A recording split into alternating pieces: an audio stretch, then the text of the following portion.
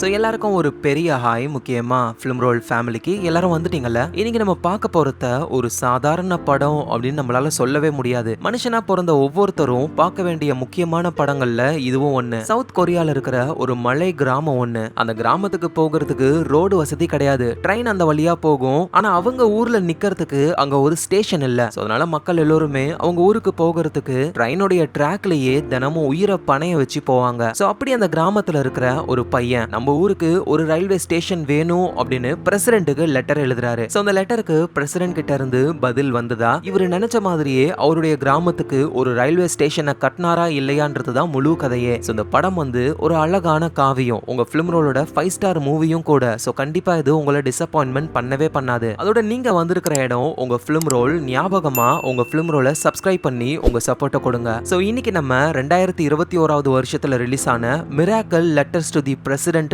ஒரு south Korean heart warming மூவியை தான் பார்க்க போறோம். கதையோட ஆரம்பத்துல ஒரு ஸ்கூல் ஒண்ணு, அங்க ஒரு சின்ன பையன் இருக்காரு. அந்த பையனோட பேரு ஜங்கு. சோ ஜங் அப்படியே மெதுவா நடந்து வந்து அந்த ஸ்கூல்ல வானத்துல தெரியிற எல்லா ஸ்டார்ஸ் கான்ஸ்டலேஷனை பத்தியும் அதுல போட்டிருக்கு. இந்த ஜங்கு அவ்வளவு ஆர்வமா அதை பாக்குறாரு. ஏன்னா ஜங்குக்கு இந்த ஸ்பேஸ் ஸ்டார்ஸ் இதெல்லாம் ரொம்ப ரொம்ப பிடிக்கும். இந்த ஜங்குக்கு போ அப்படின்ற ஒரு சிஸ்டர் இருக்காங்க. அவங்களும் ஸ்கூல்ல தான் இருக்காங்களே. அவங்களுக்கு பக்கத்திலேயே இன்னொரு பொண்ணு இருக்காங்க. ஏய் போ, நீ 12th முடிக்க போற, காலேஜுக்கு எங்க போலான்னு இருக்க? நான் காலேஜுக்குலாம் போலப்பா. ஏன், என்ன ஆச்சு? இல்ல நான் படிச்ச வரைக்குமே போதும், இதுக்கப்புறம் நான் என் தம்பியையும் என் அப்பாவையும் பாத்துக்க போறேன் அப்படின்னு ஜங்கோடைய சிஸ்டர் போ சொல்றாங்க. சோ இவங்க எதுக்காக ஸ்கூலுக்கு வந்திருக்காங்க அப்படின்னா, நம்ம ஜங் இருக்காருல்ல, அவரு மேத் காம்படிஷன்ல ஃபர்ஸ்ட் பிரைஸ் வாங்கியிருக்காரு. அந்த ட்ராஃபியை எடுத்துக்கிட்டு ட்ரெயின்ல அவங்களுடைய ஊருக்கு போய்கிட்டு இருக்காங்க. சோ ஜங்கும் அவங்க சிஸ்டர் போவும் இருக்கிறது ஒரு மலை கிராமம் தான். அந்த கிராமத்துல இருக்கிற மக்களும் அந்த ட்ரெயின்ல வராங்க. ஏய், கையில வச்சிருக்கே என்னது? இது ட்ராஃபி. என்னோட தம்பி ஜங்கு மேத்ல ஃபர்ஸ்ட் வந்திருக்கான். அடடா, பையன் நல்லா படிக்கிற பையன், கண்டிப்பா சியோல்ல போயிட்டு பெரிய வேலை பாப்பான் பாரு அப்படின்னு எல்லோருமே சந்தோஷமா வந்துகிட்டு இருக்காங்க. இவங்களோட மலை கிராமத்துக்கு ட்ரெயின் ஸ்டேஷன் அப்படின்னு ஒண்ணு கிடையாது. சோ முன்னாடியே இருக்கிற ஸ்டேஷன்ல இறங்கி ரயில்வே ட்ராக்லயே தான் அவங்க நடந்து போவாங்களே. அதுவும் ரொம்ப ஆபத்தான ஒரு டனல்குள்ளலாம் அவங்க நடந்து போகணும். இந்த நேரத்துல ட்ரெயின் வந்ததுன்னா அவ்வளவுதான், எல்லாரும் காலி ஆயிடுவாங்க. சரி, அந்த டனலை தாண்டி போனாலாவது நிம்மதியா இருக்கலாம்னு பார்த்தாலும் ஒரு பாலம் வரும், அதையும் அவங்க கடந்து போகணும். சோ அதே மாதிரி அந்த பாலத்தை தாண்டி இவங்க போய்கிட்டு இருக்கும்போது சடனா ட்ராக்லாம் அதிர ஆரம்பிக்குது. அப்படின்னா ஒரு ட்ரெயின் டனல் வழியா வந்துகிட்டு இருக்கு. சோ வேகமா இவங்க உயிரை கையில பிடிச்சுக்கிட்டு அந்த பிரிட்ஜ்லயே ஓரமா ஆட்கள் நிக்கிற மாதிரி ஒரு இடம் இருக்கு. அந்த இடத்துல போய் நின்னுறாங்க. சோ நம்ம ஜங்கு, அவரோட சிஸ்டர் போ, மத்த ஊர் ஆட்கள் எல்லாருமே சேஃபா அதுல இருந்து தப்பிக்கிறாங்க. சோ இப்படிதான் ஒவ்வொரு நாளும் உயிரை பணைய வச்சு அவங்க ஊருக்கு போய்கிட்டு இருக்காங்க. சோ இப்ப கதை அப்படியே 6 வருஷங்கள் கடந்து போகுது. சின்ன பையனா இருக்கிற நம்ம ஜங்கு நல்லாவே வளர்ந்துட்டாரு. ஆள் உட்காந்து லெட்டர் எழுதிக்கிட்டு இருக்காரு. டியர் பிரசிடென்ட், இது நான் உங்களுக்காக எழுதுற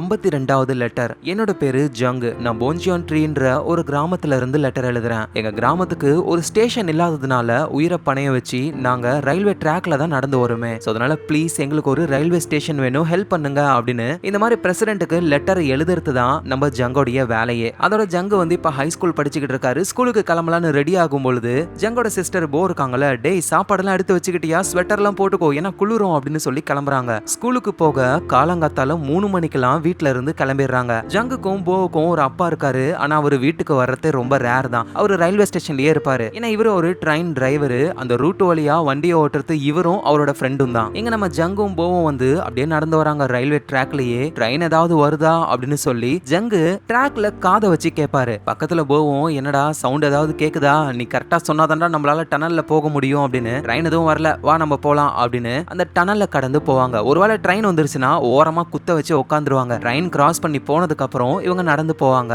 கிட்டத்தட்ட 3 டனல் 3 பிரிட்ஜை தாண்டி போனாதான் பக்கத்துல இருக்கிற ரயில்வே ஸ்டேஷனுக்கே போக முடியும். அங்க போகிறதுக்குள்ளேயே விடிஞ்சிரும். அங்கதான் ஜங்கோடைய அப்பாவும் ஒர்க் பண்றாரு. போவும் அவங்க அப்பாவை பார்த்து ஹாய் அப்பா அப்படின்னு கையை ஆட்டுறாங்க. ஆனா அவரு கண்டுக்காம உட்காந்துக்கிட்டு இருக்காரு. ஏன்னா என்னன்னு தெரியல, அப்பா அவங்க பசங்க மேல ஒரு கேரே இல்லாம இருக்காரு. அவங்க அப்பா ஓட்டுற அதே ட்ரெயின்ல இவங்க ஏறி ட்ரெயின் டிராவல ஆரம்பிக்கிறாங்க. அப்பாவுடைய ஃப்ரெண்ட் ஒருத்தர், அவரும் ட்ரெயின் டிரைவர் தான். அவரு நம்ம ஜங் கிட்ட இந்தடா படிப்பு செலவுக்கு இதை வச்சுக்கோ அப்படின்னு சொல்லி காசை கொடுக்குறாரு. அதோட ஜங்க அப்பா ஒரு மாதிரி கோவமா இருக்காருன்னு தப்பா நினைக்காத, உன் அப்பாவோட புத்தி தான் உனக்கு தெரியும்ல. அதெல்லாம் தெரியும் அங்கிள், நான் எதுவும் தப்பா நினைக்கல அப்படின்னு ஜங்கு சொல்றாரு. அதுக்கப்புறமா ஒரு ஸ்டேஷன்ல இறங்கி அங்க அக்காவும் தம்பியும் சூடா ஒரு காஃபியை குடிச்சிட்டு ஒரு சைக்கிள் எடுத்துக்கிட்டு வேகமா ஸ்கூலுக்கு போவாங்க. ஸ்கூலுக்கு போகிறதுக்கே இவ்வளோ விஷயங்களை தாண்டி தான் போகணும் ஜங்கு. ஜங்கு கூடவே போவும் ஏன் வராங்க அப்படின்னா, இன்னைக்கு தான் ஹை ஸ்கூல்ல இவர் ஜாயின் பண்ண முதல் நாள். ஒரு செரமோனி நடக்க போகுது. அதுக்காக தான் இவங்களும் கூட வந்திருக்காங்களே. ஆனா இவர் ரொம்ப late. Already ceremony ceremony start ஆயிடுச்சு. இவர் லேட்டா போறாரு. அதுவும் பிரேயருக்குள்ளேயே சைக்கிள் எடுத்துக்கிட்டு ஆள் அதை ஓரமா நிப்பாட்டிட்டு இவரும் போய் நின்னுறாரு. இது அங்க இருக்கிற எல்லா ஸ்டூடெண்ட்டும் பாக்குறாங்க. அதுல சாங்ன்ற ஒரு பொண்ணு நம்ம ஜங்க பார்த்த உடனே வேணா ரொம்ப வித்தியாசமா இருக்கானே அப்படின்னு புரிஞ்சுக்கிறாங்க. சோ ஃபங்க்ஷனும் முடியுது. வந்த ஸ்டூடெண்ட்ஸ்க்குலாம் பொக்கே எல்லாம் கொடுக்கறாங்க. போட்டோஸையும் எடுக்கறாங்க.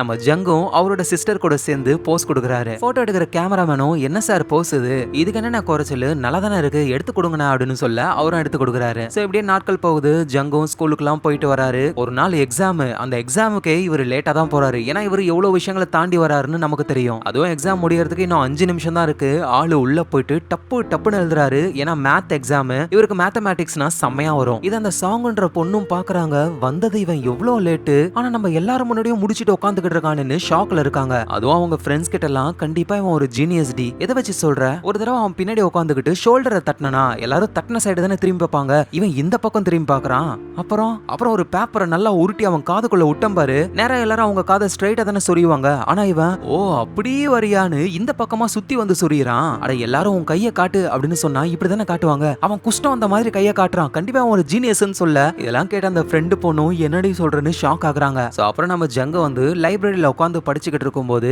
இந்த அம்மா சாங்கும் போயிட்டு உட்காந்து புக்க படிப்பாங்கன்னு பார்த்தா நம்ம ஜங்கையே பாக்குறாங்க. சரின்னு இவரு வேற பக்கம் உட்காரலான்னு போக இவங்க வேகமா ஓடி வந்து இவருக்கு முன்னாடி அங்க உட்காந்துடுறாங்க. சோ ஜங்கு உனக்கு என்ன ப்ராப்ளம், எனக்கு எந்த ப்ராப்ளமும் இல்ல, உனக்கு என்ன பிடிக்கும் தானே அப்படின்னு இவங்க கேட்க ஜங்கு என்ன சொல்றதுன்னு தெரியாம அங்க இருந்து போயிடுறாரு. சோ நைட் டைம்ல வீட்ல நம்ம ஜங்கும் போவும் சேர்ந்து டிவியை பாத்துக்கிட்டு இருக்காங்க. போ சொல்றாங்க அடுத்த வாரம் அப்பாவுக்கு பர்த்டே வருது, என்ன பண்ணலாம்னு நினைக்கிற, ஏதாவது பண்ணணும்னா அப்பா வீட்டுக்கு வரணும்ல, அந்த ஸ்டேஷன் தான் வீடுன்னு நினைச்சு அங்கேயே இருந்தா நம்மளால என்ன பண்ண முடியும் அப்படின்னு. ஜங்குக்கும் அப்பாவை அவ்வளவா பிடிக்காது போல. அடுத்த நாள் ஆகுது. அந்த சாங்ன்ற பொண்ணு வந்து ஸ்கூலுக்கு வராங்க கார்ல. ஏன்னா சாங்கோடைய அப்பா வந்து ஒரு அரசியல்வாதி. சோ அப்படி சாங் வந்து கார்ல வந்துகிட்டு இருக்கும்போது அப்போ நம்ம ஜங்கு இருக்காருல, அவரு போஸ்ட் பாக்ஸ்ல ஒரு லெட்டரை போடுறதை இவங்க பாக்குறாங்க. அதுவும் ஜங்கு டெய்லி அந்த லெட்டரை போடுறாரு. இத பத்தி சாங் அவங்க ஃப்ரெண்டு கிட்ட பேசிக்கிட்டு இருக்கும்போது ஒருவேளை ஜங்குக்கு கேர்ள் ஃப்ரெண்ட் இருப்பாளோ, அவளுக்கு தான் தினமும் லெட்டர் எழுதுறானோ அப்படின்னு டவுட் வந்து ஜங்கோடைய பேக செக் பண்ணி பாக்குறாங்க. அதுல ஒரு லெட்டர் இருக்கு. என்னடான்னு பிரிச்சு பார்த்தா பிரசிடென்ட்காக நம்ம ஜங் எழுத வரல லெட்டர் அதுதான் இருக்கு. தினமும் அதை தான் போஸ்ட் பண்ணிக்கிட்டே இருக்காரு. சோ இந்த சாங் எடுத்து பாக்குறாங்களா, அந்த இடத்துக்கு ஜங்கு வந்து என்ன பண்ணிக்கிட்டு இருக்கீங்க,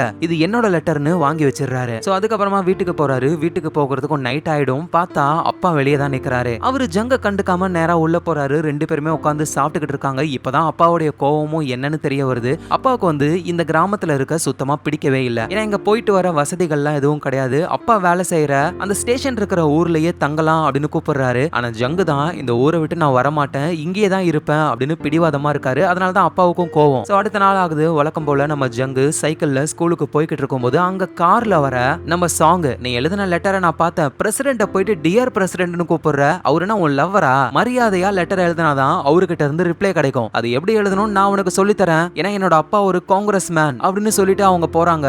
என்னது அரசியல்வாதி பொண்ணா அப்படின்னா பிரசிடென்ட்டை ஈஸியா கான்டாக்ட் பண்ண முடியும்னு வேகமா சைக்கிளை மிதிச்சுக்கிட்டு சாங் கிட்ட அவரு ஹெல்ப் கேட்கிறாரு. சாங்க வந்து சொல்லித்தர ஒத்துக்கிறாங்க. ஆனா அவங்க லெட்டரை எழுத சொல்லி தராங்களோ இல்லையோ நம்ம ஜங்க கூட்டிட்டு ஜாலியா சுத்துறாங்க. ஹோட்டலுக்கு போயிட்டு சாப்பிடுறாங்க. ஒன்னா கேம் விளையாடுறாங்க. அதுவும் ஒரு இடத்துல உட்காந்துக்கிட்டு என்ன வரை பார்க்கலாம் அப்படின்னு சொல்ல ஜங்குக்கு தான் வரையவே தெரியாதே, காமெடியா வரையறாரு. ஆமா இத வரையறதுக்கும் பிரசிடென்ட்டுக்கு லெட்டர் எழுதுறதுக்கும் என்ன சம்பந்தம், சம்பந்தம்லாம் பின்னாடி சொல்றேன், ஒழுங்கா வரைடா அப்படின்னு சொல்லி தண்ணியை தெளிக்கிறாங்க. சோ இவங்க ரெண்டு பேருக்குள்ளேயும் ஒரு ஃப்ரெண்ட்ஷிப் ஃபார்ம் ஆக ஆரம்பிக்குது. சாங்கும் லெட்டரை எப்படி எழுதணும்னு பக்கவா சொல்லி கொடுத்துறாங்க. சோ நம்ம ஜங்கும் அதை எழுதி போஸ்ட் பாக்ஸ்ல போடுறாரு. உடனே சாங்கும் இன்னொரு லெட்டரை போடுறாங்க. எப்பவுமே ஒரு லெட்டர் மட்டும் போடாத, 2 லெட்டரா போடு, கண்டிப்பா ஏதாவது ஒன்னு கிளிக் ஆகும்ல அப்படின்னு சொல்றாங்க. ஜங்கும் சரி ஓகே நான் கிளம்புறேன் அப்படின்னு சொல்ல என்ன ஆச்சு, ஏன் அவசரம், இல்ல என் கிராமத்துல இருக்கிறவங்களாம் ரயில்வே ட்ராக் வழியா போவாங்க, நான் இருந்தனா ட்ரெயின் வருதா இல்லையான்னு காதை வச்சு செக் பண்ணி சொல்லுவேன், அவங்க தனியா போனாங்கன்னா அவங்களுக்கு ஆபத்துல அப்படின்னு சொல்ல சாங்கும் நீ சொல்றது சரிதான், ஆனா நீ ரொம்ப ஜீனியஸ்ல, நீ இல்லாத அப்பவும் அவங்க போற மாதிரி ஒரு டிவைஸை நீ உருவாக்குனா என்ன அப்படின்னு சொல்ல இவருக்கும் ஐடியா வருது. வீட்டுக்கு போயிட்டு அதுக்கான வேலையில இறங்குறாரு. சிஸ்டர் போ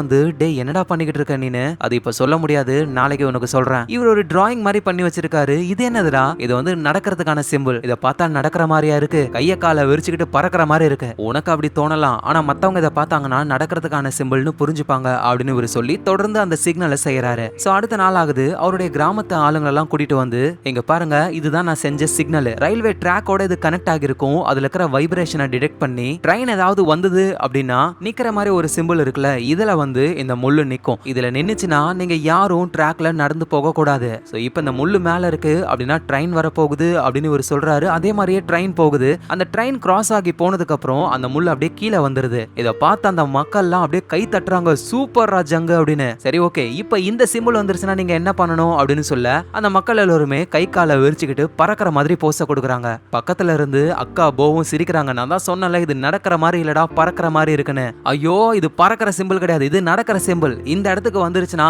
நம்ம எல்லாரும் தைரியமா டனலுக்குள்ள போகலாம், புரியுதா? வாங்க நம்ம டனலை கிராஸ் பண்ணி போகலாம் அப்படின்னு இவங்க எல்லாரும் போறாங்க. ஆனா அக்கா போ மட்டும் கலாய்ச்சிக்கிட்டே வராங்க. எப்படா போகணும், இப்படி கையை விரிச்சுக்கிட்டு போகணுமான்னு காமெடி பண்றாங்க. அவர் ஜாங்கோ வந்து ஸ்கூலுக்கு போறாரு. அங்க வந்து ஒரு சயின்ஸ் வாத்தியார் இருப்பாரு. அவரு வந்து நிறைய புக்ஸ் எல்லாம் கொடுத்து படி அப்படின்னு சொல்றாரு. ஏன்னா இந்த மாதிரி புக்ஸ் எல்லாம் ஜாங் வாங்கி படிக்கிற அளவுக்கு வசதி இல்லல, சோ அதனால இவரு கொடுத்து ஹெல்ப் பண்றாரு. நம்ம ஜாங்கோ அதை படிச்சுக்கிட்டு இருக்கும்போது அங்க சாங் வராங்க. எப்ப பார்த்தாலும் புக்கு படிக்கிறது இதையே தான் பண்ணிக்கிட்டு இருப்பியா அப்படின்னு சொல்ல உடனே இவரு சாங்க கூட்டிட்டு போறாரு. பார்த்தா அதுவும் லைப்ரரி, அங்கேயும் போயிட்டு ஆள் உட்காந்து படிச்சுக்கிட்டு தான் இருக்காரு. எங்க சாங் ஒரு போலரைட் கேமராவை வச்சு போட்டோ எல்லாம் எடுக்கிறாங்க, செல்ஃபியும் எடுத்துக்கிறாங்க. இங்க பாரு, உன்னோட ஆசை என்னது, சும்மா படிச்சுக்கிட்டே இருக்க? என்னோட ஆசை என்னன்னா நான் ஒரு ஆஸ்ட்ரோநாட் ஆகணும். எனக்கு இந்த ஸ்டார்ஸ்லாம் ரொம்ப ரொம்ப பிடிக்கும். ஆனா நான் எவ்வளவு படிச்சாலும் சரி என்னால ஆஸ்ட்ரோநாட்டா ஆக முடியாது. ஏன்னா சியோல்ல வந்து படிக்கிற அளவுக்குலாம் என்கிட்ட வசதி இல்ல. உடனே சாங்கும் என்னோட ஆசை என்னன்னு தெரியுமா, ஒரு மியூஸா இருக்கணும். மியூஸ் அப்படின்னா ஒருத்தவங்களோட கனவை நினைவாக்கி அவங்க வாழ்க்கையில மேல போறதுக்கு ஒரு ஆளா இருக்கணும். சோ நான் உன் கனவை நினைவாக்க போறேன். ஆனா அதுக்கு இந்த சயின்ஸ் மேக்ஸ்னு இதையே படிக்காம வேற புக்ஸையும் நீ படிக்கணும் அப்படின்னு பொண்ணுங்க படிக்கிற லவ் புக் எல்லாம் எடுத்து கொடுக்குறாங்க. சரின்னு ஜங்கும் போர்வையை போத்திக்கிட்டு ஆளு யாருக்கும் தெரியாம படிச்சுக்கிட்டு இருக்காரு. ஆனா அப்போ அக்கா போ அங்க வந்து பாத்துறாங்க. டே என்னடா பண்ணிக்கிட்டு இருக்க, லவ் புக்க படிச்சுக்கிட்டு இருக்க? ஐயோ அக்கா, என் ஃப்ரெண்டு சாங்னு ஒரு பொண்ணு, அவதான் இதை படிக்க சொன்னா. ஓஹோ, என் குட்டி தம்பி நல்லா வளர்ந்துட்ட போலயே, உனக்கு கேர்ள் ஃப்ரெண்ட்லாம் இருக்காளா? ஐயோ அக்கா, கேர்ள் ஃப்ரெண்ட்லாம் கிடையாதுக்கா, ஜஸ்ட் ஃப்ரெண்டு, அவ்வளவுதான். நீ வேணா அப்படி சொல்லிக்கலாம். கண்டிப்பா அந்த பொண்ணுக்கு உன்னை ரொம்ப ரொம்ப பிடிச்சிருக்கும், அதான் உனக்கு இவ்வளவு ஹெல்ப் பண்றா. நீயும் பதிலுக்கு அவ முன்னாடி நல்லா இருக்கணும்ல. இந்த மாதிரி அங்கிள் சட்டெல்லாம் போடாம நான் சூஸ் பண்ற ட்ரெஸ்ஸை போட்டு போ அப்படின்னு ட்ரெஸ் எல்லாம் சூஸ் பண்ணி கொடுக்குறாங்க. அதை போட்டு ஆளு சீனா போய் நிக்கிறாரு சாங் முன்னாடி. ரெஸ்டாரண்ட்டுக்கு போயிட்டு எப்பவுமே ஒரு ஆர்டர் பண்ணவே மாட்டாரு, கம்முன்னு உட்காந்துக்கிட்டு இருப்பாரு. ஆனா இப்ப அவர் ஆர்டர்லாம் பண்றாரா சாங்குக்கும் என்ன வித்தியாசமா நடந்துக்கிறானே அப்படின்னு தோணுது. சோ அவர் ரெண்டு பேரும் ஒன்னா சேர்ந்து கேம் விளையாடுறாங்க. வழக்கம் போல ஒரு லைப்ரரியில படிக்கும் பொழுது சாங் வாயை பொளந்து தூங்கிக்கிட்டு இருக்காங்க. வாயப்பாரு கிணறு மாதிரி அப்படின்னு இவர் போயிட்டு க்ளோஸ் பண்ணி விடுவாரு. அவர் ரெண்டு பேரும் ஜாலியா சைக்கிள்லயே ஊரை சுத்துவாங்க. இப்படியே நாட்கள் கடந்து போகுது. இவங்க லைப்ரரியில இருக்கும் பொழுது சாங்கும் சரி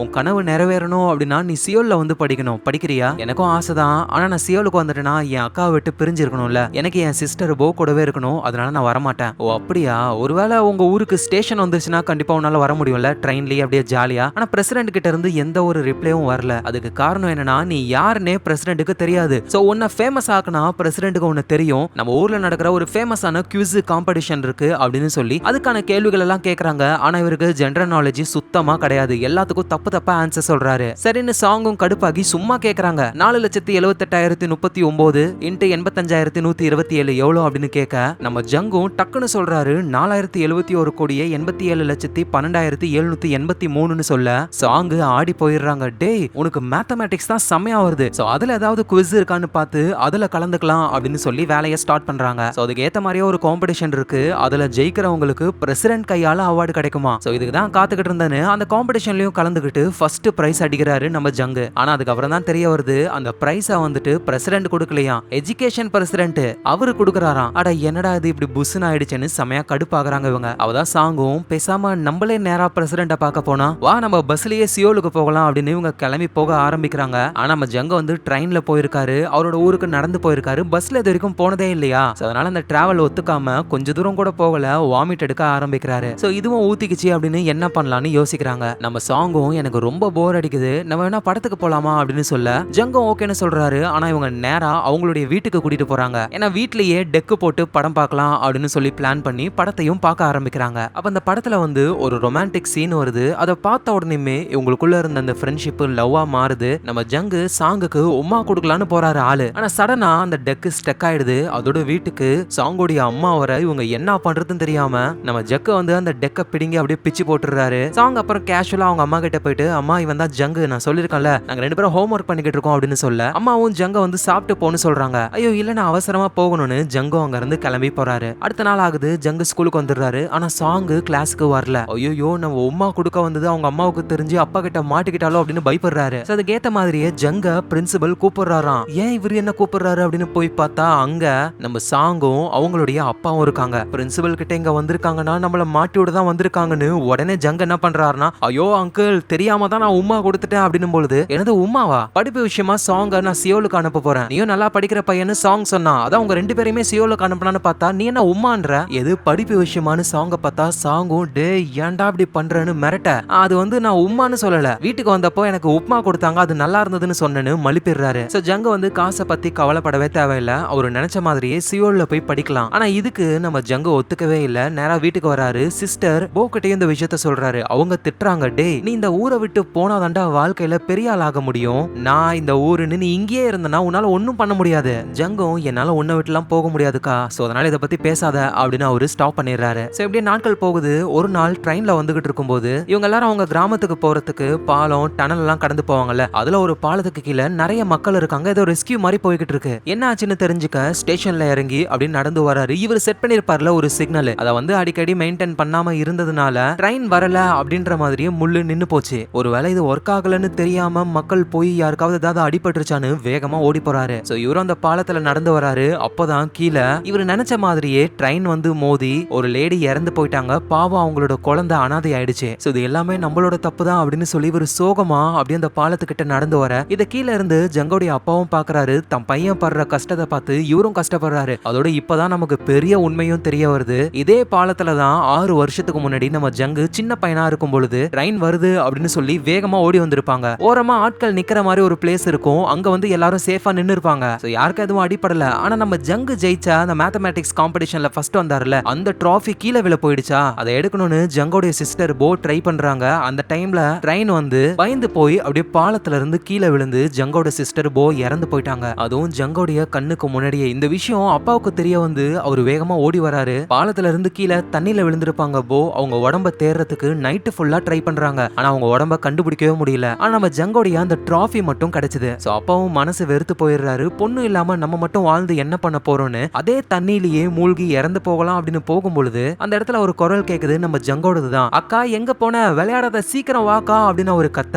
இதை கேட்கிற அப்பானால சுத்தமா தாங்கிக்க முடியல. அக்கா போனதை நினைச்சே பையன் ரொம்ப சோகமாயிடுவான். இதுல நம்மளும் போயிட்டா அவனை பாத்துக்க யாரு இருப்பாங்க அப்படின்னு அப்பா சாகாம அங்க இருந்து வெளியே வந்துடுறாரு. தன் பையனை அப்படியே தூக்கிக்கிட்டே வீட்டுக்கும் வராரு. ஜங்குக்கும் தெரிய வந்துருச்சு, இந்த டிராஃபியை காப்பாத்த போய் தான் நம்ம அக்கா கீழே விழுந்து இறந்து போயிட்டா அப்படின்னு அந்த டிராஃபியவே தூக்கி போடுறாரு. அப்புறம் அப்பாவும் இந்த வேலையே வேணாம் அப்படின்னு முடிவெடுக்கும் பொழுது அந்த பெரிய அதிகாரிகள்லாம் என்ன சொல்றாங்கன்னா, இந்த ரூட் வழியா ட்ரெயினை ஓட்டுறது நீயும் உன்னோட ஃப்ரெண்டும் மட்டும் தான், நீ போயிட்டனா அவன் மட்டும் தனியா ஓட்டவே முடியாது, சொன்னா புரிஞ்சுக்கோ, இந்த வேலைக்கு நீ தேவை, வேணா நீ சிட்டில வந்து தங்கு, வேலையை மட்டும் விட்டுறாத அப்படின்னு சொல்ல அப்பாவுக்கும் இது ஓகேன்னு தோணுது. எங்க நம்ம ஜங்கு அவரோட வீட்டுல தனியா இருக்கும் பொழுது இவர் தூக்கி போட்ட அந்த டிராஃபி வீட்டுக்குள்ள இருக்கு. இது எப்படி வீட்டுக்குள்ள வந்தது, ஒருவேளை அப்பா கொண்டு வந்து வச்சிருப்பாரோ அப்படின்னு நினைக்கும் பொழுது பக்கத்துல பார்த்தா நம்ம ஜங்கோட சிஸ்டர் போ தான் இருக்காங்களே. ஏன்னா நீ எவ்வளவு கஷ்டப்பட்டு வாங்கின டிராஃபி ஈஸியா தூக்கி போட்ட, அதான் அக்கா கொண்டு வந்து வச்சேன் அப்படின்னு சொல்ல நம்ம ஜங்கு பயந்து போறாரு, கத்துறாரு. உடனே அந்த இடத்துக்கு அப்பா வந்து என்னடா ஆச்சு அப்படின்னு கேட்க போ வந்து அப்பாவுடைய கண்ணுக்கு தெரியல, ஜங்கோடைய கண்ணுக்கு மட்டும் தான் தெரியுறாங்க. இல்லப்பா நான் கனவு கண்டேன் அப்படின்னு சொல்ல சரி சரி தூங்குடா அப்படின்னு சொல்லிட்டு அப்பா அங்க இருந்து போறாரு.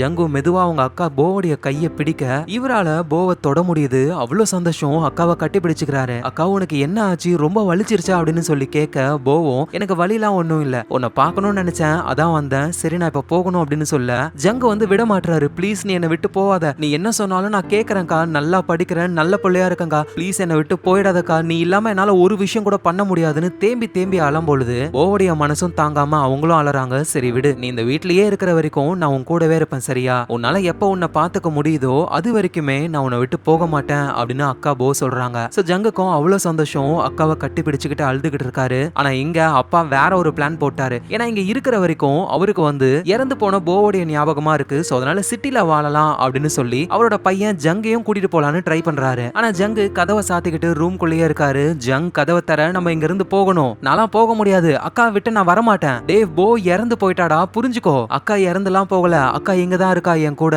நான் வரமாட்டேன்ப்பா, நீங்க வேணா போங்க, உன்னை விட்டு தனியா என்னால எப்படா போக முடியும் அப்படின்னு கதவை உடைச்சிட்டு உள்ள வர ட்ரை பண்றாரு. ஆனா ஜங்கு அங்க இருக்கிற ஒரு கபோர்டை புடிச்சுக்கிட்டு அவரோட கையையும் கபோர்டையும் லாக் பண்ணிக்கிட்டு அப்பா ப்ளீஸ் பா நான் வரல, நான் இங்க இருந்து வந்துட்டா அக்கா என்னை விட்டு போயிடுவா, ப்ளீஸ் நான் அக்கா கூட இருக்கணும், என்ன விடுங்கப்பா அப்படின்னு சொல்லி அந்த பையன் ஆல இத ஆவியா இருந்து பாக்குற போவும் ரொம்ப கஷ்டப்பட்டு அலறாங்க. ஆனா அப்பாவுக்கு தான் போ கண்ணுக்கு தெரியல, ஜங்கு ஏன் இப்படி நடந்துக்கிறான் அப்படின்னு சொல்லி ரொம்ப கஷ்டப்படுறாரு. சோ அதுக்கப்புறமே ஜங்கு வந்து இங்கேயே தங்க ஆரம்பிச்சிருவாரு. அப்பா வந்து வெளியே ஸ்டேஷன்லயே இருப்பாரு, அப்பா வந்து பாத்துட்டு போவாரு. சோ இதனாலதான் இவங்க ரெண்டு பேரும் பிரிஞ்சிருக்காங்களே. சோ அப்பா மேலயும் தப்பு இல்ல, ஜங்கு மேலயும் தப்பு இல்ல. சோ நான் ஸ்டார்டிங்ல இருந்து நம்ம பார்த்த ஜங்கோடைய சிஸ்டர் போ வந்து அவர் கூட இருக்கிற ஒரு ஆவிதான். அதனாலதான் அந்த ஸ்டேஷன் கிட்ட இவங்க அப்பாவை பார்த்து ஹாய்னு சொல்லிருப்பாங்க. ஆனா அப்பா கண்டுக்காம இருந்திருப்பாரு. ஏன்னா அப்பா கண்ணுக்கு போ தெரிய தெரிய மாட்டாங்க. அதோட ஸ்கூல்ல வந்து பொக்கே வச்சுட்டு ஒரு போட்டோகிராஃபர் கிட்ட போஸ் கொடுப்பார்ல, ஜங்கு வந்து போ கூட இருக்கிற மாதிரியே போஸ கொடுத்திருப்பாரு. அதனாலதான் போட்டோகிராஃபர் வந்து என்ன சார் போஸ் அப்படின்னு சொல்லி கேட்பாரு. ஏன்னா அந்த இடத்துல யாருமே இல்ல, இருக்கிற மாதிரியே ஒரு போஸ் கொடுத்திருப்பாரு. அதோட 6 வருஷத்துக்கு முன்னாடி சின்ன பையனா நம்ம ஜங்கு இருக்கும் பொழுது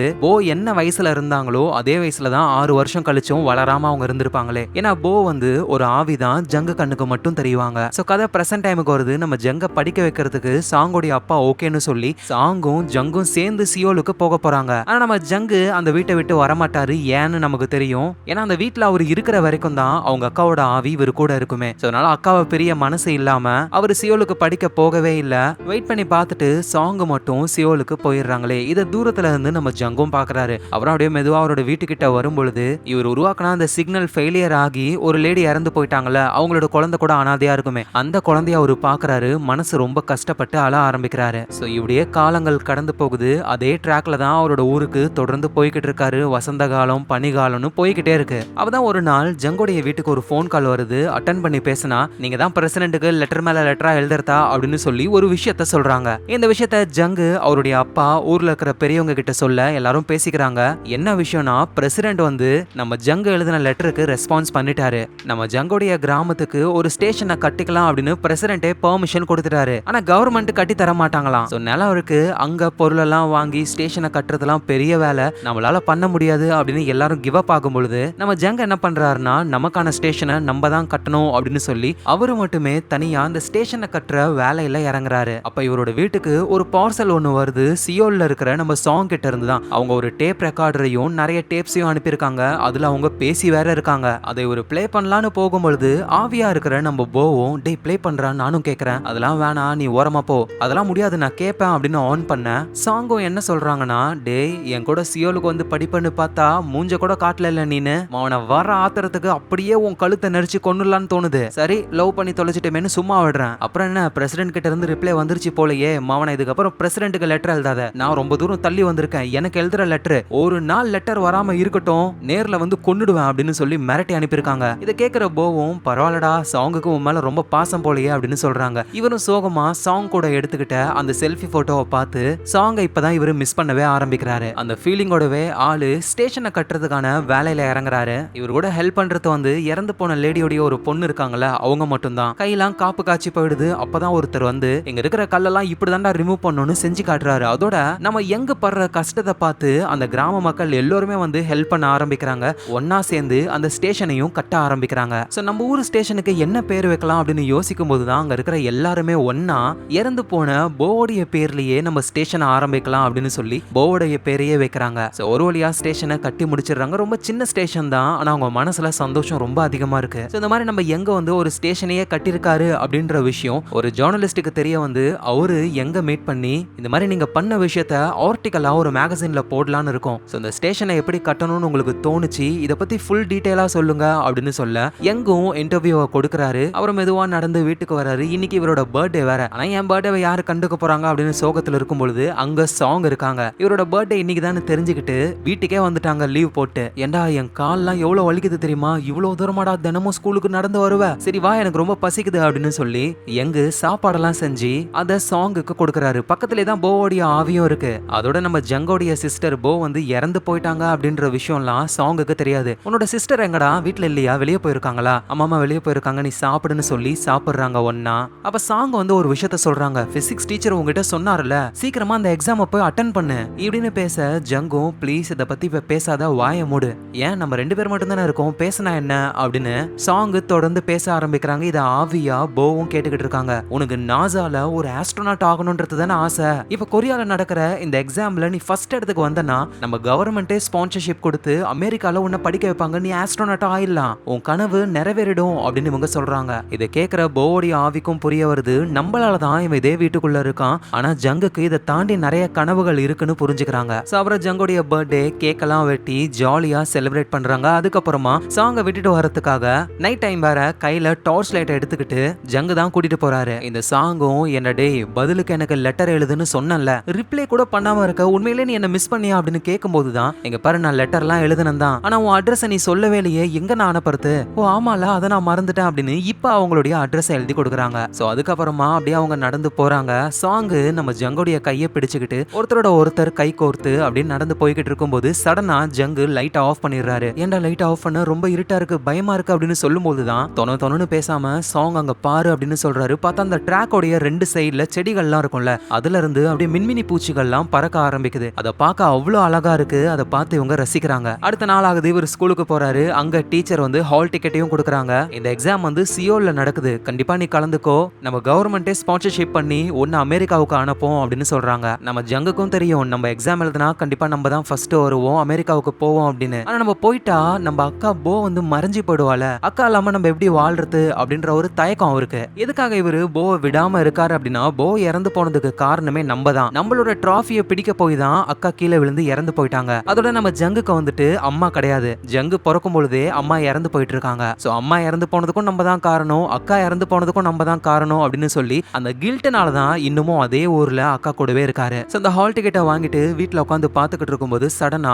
போவோடைய ஆவி அங்க வர டக்குன்னு ஒரு ஒளிச்சு வச்சிடுறாரு. போவும் பக்கத்துல உட்காந்து, நான் ஒரு விஷயம் யோசிச்சேன், இன்னும் எவ்வளவு நாள் தான் நான் உன் கூடவே இருக்கணும்னு நீ ஆசைப்படுற? நீ சின்ன பையனா இருந்த, உனக்கு என்னோட ஹெல்ப் தேவைப்பட்டது, அதனால நான் உன் கூட இருந்தேன். ஆனா இப்ப நீ ரொம்ப பெரிய பையனாயிட்ட, இன்னும் சொல்லப்போனா என்னை விடவே பெரிய பையனாயிட்ட. இதுக்கு மேல உன்னால உன்னை பாத்துக்க முடியும் ஜங். அதனால நீ என்ன பண்றனா, என்கிட்ட வந்து சிரிச்சுக்கிட்டே அக்கா என்னால என்ன பாத்துக்க முடியும், நீ போ அக்கா அப்படின்னு சொல்லு, நான் உடனே இங்க இருந்து போயிடுவேன் அப்படின்னு இவங்க சொல்றாங்க. இதை கேட்டு நம்ம ஜங்கும் பதிலுக்கு ஒரு வார்த்தை கூட பேசாம அப்படி கம்முனே இருக்காரு. சோ அடுத்த நாள் ஆகுது, இவங்களோட கிராமத்துக்கு ஸ்டேஷனை கட்டியாச்சு. இன்னில இருந்து ட்ரெயின் நிக்கும் அப்படின்ற ஒரு நம்பிக்கையோட கரெக்டா ட்ரெயின் வர டைமுக்கு அங்க போய் நிக்கிறாங்க. ட்ரெயினை ஓடிட்டு வரது நம்ம ஜங்கோடைய அப்பா தான். ஆனா அவர் நிக்காம தொடர்ந்து போய்கிட்டே இருக்காரு. நம்ம ஜங்கு அந்த கிராமத்துல இருக்கிற எல்லோருமே ரொம்ப சோகமாகறாங்க, ஏன் ட்ரெயின் நிக்கல அப்படின்னு. ஏன்னா பிரசிடென்ட் வந்து ஸ்டேஷன் கட்டிக்கலாம் அப்படின்னு பெர்மிஷன் கொடுத்துட்டாரு, தவிர அந்த ஸ்டேஷன்ல நிக்கணும் அப்படின்ற ஆர்டரை வந்து ரயில்வே டிபார்ட்மெண்ட்டுக்கு பாஸ் பண்ணவே இல்ல. சோ அப்ரூவல் இல்லாம நம்ம ஜங்கோடைய அப்பாவாலையும் அங்க நிப்பாட்ட முடியாது. அதனால தான் அவர் ஓட்டிக்கிட்டே போயிட்டாரு. ஆனா இருந்தாலும் அவர் ரொம்ப கஷ்டப்படுறாரு.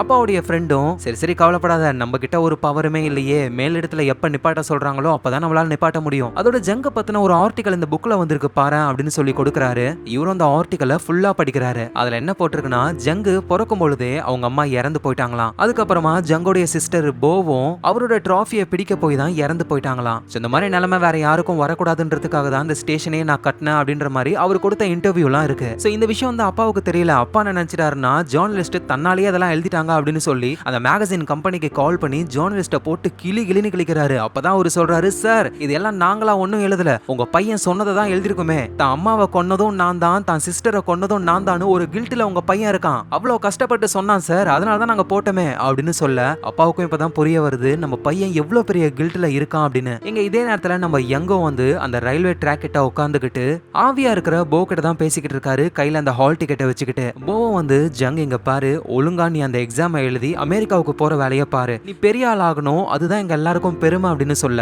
அக்கா உனக்கு புரியாதுக்கா நான் ஏன் அதெல்லாம் பண்றேன் அப்படின்னு. இந்த ஸ்டேஷனை எதுக்காக காட்டினேன், அப்பா இதை பார்த்துட்டு பெருமைப்படுவாருன்னு தான். சின்ன வயசுல நான் பிறக்கும் பொழுது அம்மாவை கொண்டுட்டேன், என்னால நீயும் செத்து போயிட்ட, இதெல்லாம் நினைச்சு அப்பா என் மேல கோவத்துல இருக்காரு தெரியுமா, அப்பா முகத்தை கூட பார்க்க என்னால முடியல, அதனாலதான் அப்பா மனசு சந்தோஷப்படணும்னு இது எல்லாத்தையும் பண்ண, ஆனா எதுவுமே எனக்கு ஒழுங்கா நடக்க மாட்டேங்குதுக்கா. எங்க நீ கவலைப்படாத, நடந்த எதுக்குமே நீ காரணம் கிடையாது. எப்படிக்கா சொல்ற நான் காரணம் கிடையாதுன்னு? ஒருவேளை நான் பிறக்கலனா அம்மா உயிரோட இருந்திருப்பாங்க, நீ அம்மா அப்பா கூட சந்தோஷமா இருந்திருக்கலாம்லக்கா. தேவையில்லாம நான் பிறந்து என்னால உனக்கு கஷ்டம், அப்பாவுக்கு கஷ்டம், அம்மாவுக்கு கஷ்டம், இதனாலேயே எனக்கு எதுவும் தோண மாட்டேங்குதுக்கா அப்படின்னு சொல்லி அந்த ஹால் டிக்கெட்டை தூக்கி போட்டுறாரு. போவும் கத்துறாங்க, டே உனக்கு பைத்தியம் பிடிச்சிக்கிச்சாடா, அது எவ்வளவு பெரிய வாய்ப்பு அப்படின்னு சொல்லியும் அவர் கண்டுக்காம அங்க இருந்து போய்கிட்டே இருக்காரு. சோ கரெக்டா ஜங் அந்த ஸ்டேஷன்ல இருந்து போகும்போதுதான் அப்பா அந்த இடத்துக்கு வராரு. நம்ம ஜங்கு கட்டின அந்த ஸ்டேஷனை பார்த்து ரொம்ப சந்தோஷப்படுறாரு. அதுலயும் அங்க போவுடைய பேர்லாம் போட்டிருக்கு. அதை பார்த்து இவரு ரொம்ப கஷ்டப்பட்டு தேம்பி அலறாரு. சோ அதுக்கப்புறமா வேலைக்கு அவரு ஸ்டேஷனுக்கு போக அங்க நம்ம ஜங்கோடைய பிசிக்ஸ் டீச்சர் அவர் அப்பா கிட்ட சியோல நடக்கிற அந்த எக்ஸாம் பத்திலாம் சொல்றாரு. ஜங்கு மட்டும் அதை எழுதிட்டானா அவன் வாழ்க்கையே மாறிடும், ப்ளீஸ் அவனை எப்படியாவது சியோலுக்கு கூட்டிட்டு வந்துருங்க அப்படின்னு சொல்ல அப்பாவும் அப்படியே ட்ரெயின் ஓட்டிக்கிட்டே யோசிக்கிறாரு. இவ்வளவு பெரிய ஆப்பர்ச்சுனிட்டி கிடைச்சும் அந்த பையன் அவ்வளவா இன்ட்ரெஸ்ட் காட்டவே இல்லை. ஏன்னா ஜங்கு ஒரு கில்ட்ல வாழ்ந்துகிட்டு இருக்கான். நம்ம பையனோட மனசுல இருக்கிற அந்த கில்ட் போகணும், அவனுக்கு ஒரு நல்ல லைஃபை கொடுக்க வேண்டியது அப்பாவா நம்மளோட கடமை அப்படின்னு சொல்லி ஜங்கு வந்து எக்ஸாமுக்கு நாளைக்கு காலையில போகணும், நைட் டைம் ஆகுது. இன்னமும் ஜங்கு அவரோட வீட்டுல தான் இருக்காரு. சோ இப்ப கிளம்புனாதான் சியோலுக்கு போயிட்டு எக்ஸாம் எழுத முடியும். இத அப்பா புரிஞ்சுக்கிட்டு ட்ரெயினை நேரா அவரோட வில்லேஜுக்கு ஓட்டுறாரு. அடுத்ததா ட்ரெயின் போயங்வான் ஸ்டேஷன்ல நிக்கும் அப்படின்னு அவரு சொல்ல, இத அந்த ஃப்ரெண்டு கேட்டுட்டு நம்ம அங்க ஸ்டாப் பண்ணக்கூடாது, பெர்மிஷன் நம்ம கிட்ட இல்ல அப்படின்னு சொல்ல, யாரோட பெர்மிஷனும் தேவையில்லை, நான் இதை என் பையனுக்காக பண்றேன் அப்படின்னு சொல்ல அப்பாவோட ஃப்ரெண்டும் எதுவும் தடுக்கல. சோ நேரா ட்ரெயின் அவரோட வில்லேஜ்ல நிக்குது. அப்பா இறங்கி வேகமா அவரோட வீட்டுக்கு ஓடி வராரு. சொல்றாரு. ஜங் வீட்ல தூங்கிக்கிட்டு இருக்காரு. அப்பாவும் ஜங் சீக்கிரம் எழுந்துரு, நீ சியோலுக்கு போகணும், அங்க எக்ஸாம் இருக்குல்ல. ஆனா அப்பா சும்மா பேசாத, நீ அந்த எக்ஸாம் எழுதுற, பாஸ் பண்ற, அமெரிக்காவுக்கு போற, புரியுதா? ஆனா அப்பா ரொம்ப லேட் ஆயிடுச்சுப்பா, இப்ப கிளம்பினா கூட முடியாது. யார் சொன்னது முடியாதுன்னு? நீ ஏன்டா நடந்து போற? நீ கட்டின ஸ்டேஷன் இருக்குல்ல, அங்க ட்ரெயின் நிக்குது, நீ ட்ரெயின்ல போடா அப்படின்னு அப்பா சொல்ல யங்குக்கு என்ன நடக்குதுன்னே புரியல. அவ்வளவு சந்தோஷமாகுது அவருக்கு. ஆனா இருந்தாலும் சோகமாகறாரு ஜங்கு. ஏன்னா ஹால் டிக்கெட்டை தூக்கி போட்டாரு. அது அப்பா கிட்ட எப்படி சொல்றதுன்னு யோசிக்கும் போதுதான் அதை நான் எடுத்து வச்சிருக்கேன்டான்னு ஒரு குரல், ஆவியா இருக்கிற போவோடைய குரல் தான். இவர் தூக்கி போட்ட ஹால் டிக்கெட்டை அவங்க பத்திரமா கொண்டு வந்திருக்காங்க. சோ இப்ப ஹால் டிக்கெட் இருக்கிறதுனால இவரால எக்ஸாமுக்கு போக முடியும். சோ இவரும் போ கிட்ட ஏங்க அந்த மாதிரி பண்ற, ஏன்னா எனக்கு என் தம்பி வாழ்க்கையில பெரிய ஆள் ஆகணும்னு ஆசை, சீக்கிரம் போறியா இல்ல அங்க பாரு அப்பாவை, ஏய் சீக்கிரம் வாடா டைம் ஆயிடுச்சு அப்படின்னு அப்பா முரட்டத்தனமா கத்துறாரா. அதை பார்த்து இவங்க ரெண்டு பேருமே சிரிக்கிறாங்க. அப்பா கூட சேர்ந்து இவர் வேகமா ஸ்டேஷனுக்கு ஓடி போக ஆரம்பிக்கிறாரு. அப்படியே சடனா நம்ம ஜங்கு நின்னுறாரு. ஏன்னா அந்த ஸ்டேஷன் முன்னாடி ட்ரெயின் நிக்குது. இது வரைக்கும் இவங்க கிராமத்துல ட்ரெயின் நின்னதே கிடையாது. முத தடவையா நிக்குதா, அதை பார்த்து அப்படியே இவருக்கு புல்லரிச்சு போகுது. வேகமா ட்ரெயின்லயே இங்க இருந்து டிராவல் பண்ண ஆரம்பிக்கிறாங்க. இவர் எக்ஸாம் எழுத ட்ரெயின்ல போய்கிட்டு இருக்காருல, இத போவும் ஆவியா பாக்குறாங்க. தன் தம்பிக்கு பார்த்து பத்திரமா போயிட்டு வாடா, நல்லா எழுது அப்படின்னு சொல்லி அனுப்பி வைக்கிறாங்க. சோ இதே ட்ரெயின்ல சியோல் வரைக்கும் போக முடியாது, வேற ஒரு ஸ்டேஷன்ல இருந்து ரோடு வழியா தான் போகணும். ஏன்னா சியோலுக்கு போற ட்ரெயின் வந்து காலையில தான் வரும். நல்ல வேலையா அந்த பிசிக்ஸ் டீச்சர் வந்து காரோட இருக்காரு. ஆனா அப்பா போயிட்டு டீச்சர் கிட்ட என் பையனை நானே கூட்டிட்டு போறேனே அப்படின்னு சொல்லி இவரு காரை ஓட்டிட்டு போறாரு. யங் நீ தூங்காம இருக்க கூடாது, எக்ஸாம் எழுதணும்ல, நீ அப்படியே படு, அப்ப நான் உன்னை பத்திரமா சியோலுக்கு கூட்டிட்டு போறேன் அப்படின்னு காரை ஓட்டிட்டு போறாரு. அந்த ஊருக்கு இப்பதான் இவர் புதுசா வந்திருக்காரு. அட்ரஸ் எல்லாம் தேடி கண்டுபிடிச்சு போறதுக்குள்ளேயே ரொம்பவே லேட்டா போயிடுறாங்க. கேட்டை வேற செக்யூரிட்டி க்ளோஸ் பண்ண போறாரு. ஆனா அப்பா என்ன பண்றாரு, வேகமா போயிட்டு அந்த செக்யூரிட்டியை பிடிச்சி ஜங் நீ சீக்கிரம் உள்ள போன்ட்டு அவரோட பையன் உள்ள போனதுக்கு அப்புறமா அந்த செக்யூரிட்டியை விடுறாரு. சோ ஜங்கும் எக்ஸாம் எழுத போறாரு. அப்பாவும் நல்லா எழுதிட்டு வாடா, அப்பா இருக்கேன் அப்படின்னு சொல்லி தன் பையனுக்கு அவ்வளவு சப்போர்ட்டிவா இருக்காரு. சோ ஜங்கும் வந்து எக்ஸாம் எழுதுறாரு. அப்பா வெளியவே வெயிட் பண்ணிக்கிட்டு இருக்காரு. ஒரு வழியா எக்ஸாமும் முடிஞ்சிருது. ரிசல்ட் வர கொஞ்சம் நாட்கள் ஆகும். சோ அதே மாதிரியே ஒரு நாள் ரிசல்ட் வருது. அந்த ரிசல்ட்டை பார்த்து ஜங்கு ரொம்ப கஷ்டப்பட்டு அப்பாவும் வந்து ஏன்டா அழுதுகிட்டு இருக்க, இந்த எக்ஸாம்ல தோத்துட்டா என்ன வாழ்க்கையே போன மாதிரியா? இல்லப்பா நான் பாஸ் பண்ணிட்டேன் அப்படின்னு ஜங்கு சொல்ல இவருக்கு அவ்வளவு சந்தோஷம். அப்படியே கிராமத்துல இருக்கிற எல்லார்கிட்டயுமே என் பையன் கொரியாலேயே ஃபர்ஸ்ட் பிளேஸ் வந்திருக்கான், அமெரிக்காவுக்கு போக போறான்னு சந்தோஷமா சொல்லிக்கிட்டு இருக்காரு. சோ அப்புறம் ஒன்னா உட்காந்து சாப்பிட்டுக்கிட்டு இருக்காங்க. ஆவியா நம்ம போவும் அங்கதான் இருக்காங்களே. ஆனா இருந்தாலும் ஜங்கோட மனசுல வந்து அக்கா விட்டு போகணுமா அப்படின்ற மாதிரி ஒரு தயக்கம் இருந்துகிட்டே தான் இருக்கு. சோ புரிஞ்சுக்கிற அப்பாவும் இப்பதான் முத தடவையா தன்னோட பையன் ஜங்க பார்த்து ஜங் நான் உங்ககிட்ட சாரி கேட்டுக்கிறேன் அப்படின்னு இவர் பேச ஜங்குக்கு புரியல. நீங்க ஏன்பா சாரி கேட்கணும்? ஏன்னா ஜங் இவ்வளவு வருஷங்களா நீ என்னமோ பெரிய தப்பு பண்ணிட்ட மாதிரி ஏன் குற்ற உணர்ச்சியில இருக்க?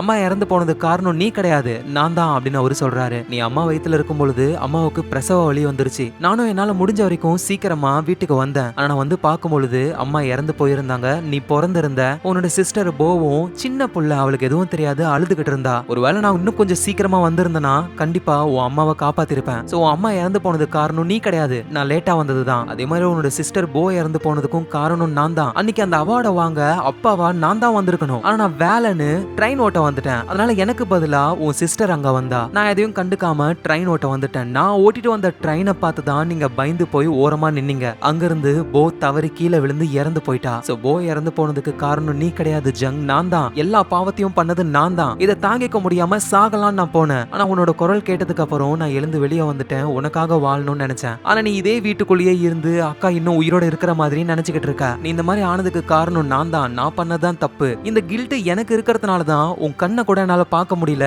வீட்டுக்கு ஒழுங்கா வராம ஸ்டேஷன்லயே தங்க ஆரம்பிச்சேன். சோ எல்லா தப்பும் பண்ணது அப்பா தான்ப்பா. நீ எதையும் நினைச்சு கவலைப்படாத, உன் மேல எந்த ஒரு தப்பும் கிடையாது அப்படின்னு சொன்னதுக்கு அப்புறம் தான் நம்ம ஜங்கோட மனசுல இருக்கிற பாரமும் குறைய ஆரம்பிக்குது. நம்ம பட்ட கஷ்டத்தை விட அப்பா எவ்வளவு பெரிய கஷ்டத்துல இருக்காரு அப்படின்னு நினைச்சு ஜங்கும் அழ ஆரம்பிக்கிறாரு. அதோட அப்பா நீங்களும் கஷ்டப்படாதீங்கப்பா, நீங்க ஏன்பா வேலைக்கு போறீங்க, எங்களுக்காக தானே, நாங்க எந்த கஷ்டமும் படக்கூடாதுன்றதுக்காக தானேப்பா நீ தூங்காம நைட்டும் பகலும் வேலைக்கு போற.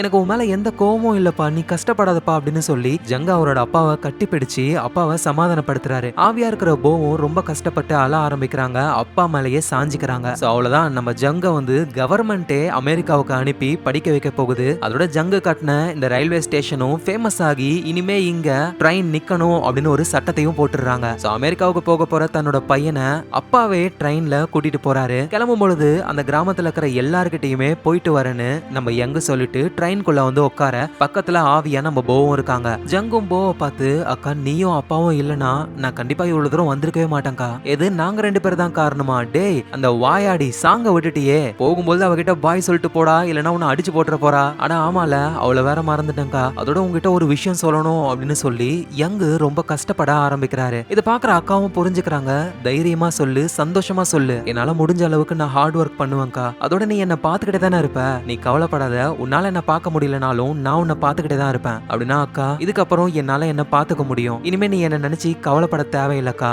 நீ போலாம் அப்படின்னு இவரு சொல்ல, இதை நீ சொல்லுவன் தான் நான் ரொம்ப நாளா வெயிட் பண்ணிக்கிட்டு இருந்தேன் தெரியுமா, ஒரு வழியா என் குட்டி தம்பி பெரிய பையனாயிட்டான் அப்படின்னு சொல்லி எங்களுடைய தலையை தடவி கொடுத்து போ வந்து அப்படியே ஒரு லைட் ஃபார்முக்கு மாற ஆரம்பிக்கிறாங்க. சோ இப்ப ட்ரெயின்ல வந்து நம்ம யங் மட்டும் தான் தனியா இருக்காரு. தன்னுடைய அக்கா அவரை விட்டு மொத்தமா பிரிஞ்சு போனதை நினைச்சு ரொம்ப கஷ்டத்துல அவரு இருக்காரு. சோ ஒரு வழியா அமெரிக்கா போறதுக்கு ஏர்போர்ட்டுக்கும் வந்துட்டாரு. சாங்குக்கு அவரு கால் பண்ண ட்ரை பண்றாரு, சாங் எடுக்கவே மாட்டாங்க. சரி ஓகே நம்ம போகலாம் அப்படின்னு அவர் கிளம்பும் பொழுதுதான் தூரத்துல சாங் வராங்க. உடனே அவர் செக்யூரிட்டி ஆளுங்களால தள்ளி விட்டுட்டு சாங்க பாக்குறதுக்கு ஓடி வராரு. ஆனா சாங் பேகாலே ஒரு அடி, என்ன தைரியம் இருந்தா என்கிட்ட போயிட்டு வரேன்னு கூட சொல்லாம கிளம்பி போவன்னு போட்டு குமுறு கஞ்சி காசுறாங்க. ஏன்னா கால் பண்ண நீ அட்டன் பண்ணவே இல்ல, நான் எப்பறம் அட்டன் பண்ணுவேன், நான் இங்க வந்துகிட்டு இருக்கேன்ல, சரி சரி என்ன விடு, மன்னிச்சிரு, கோவப்படாத ஓகேவா, நான் கோவப்படக்கூடாதுன்னா எனக்கு ஒரு உப்மா கொடு. எது உப்மாவா, ஓ நீ அப்படி வரியா அப்படின்னு சொல்லி இவரு சாங்க கிஸ் பண்றாரு. இந்த இடத்துலயே மிராக்கல் லெட்டர் டு தி பிரசிடென்ட்ன்ற இந்த கதை முடியுது. சோ நீங்களே சொல்லுங்க இந்த படம் எப்படி இருந்தது, அதுக்கு உங்க ஃபிலிம் ரோல் கொடுத்த எக்ஸ்பிளனேஷன் எப்படி இருந்ததுன்னு